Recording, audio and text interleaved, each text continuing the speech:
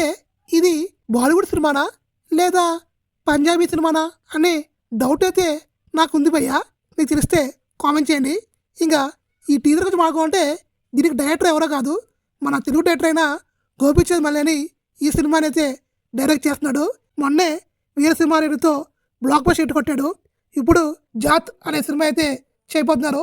ఈ cinema producers కూడా మన తెలుగు వాళ్ళే. మైత్రి మూవీ మేకర్స్, పీపుల్ మీడియా వీరిద్దరూ కలిసి ఈ సినిమాని అయితే తీస్తున్నారు.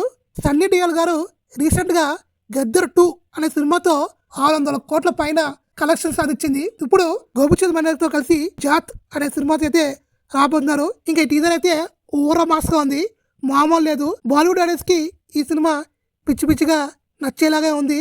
నాకైతే టీజర్ అదిరిపోయింది.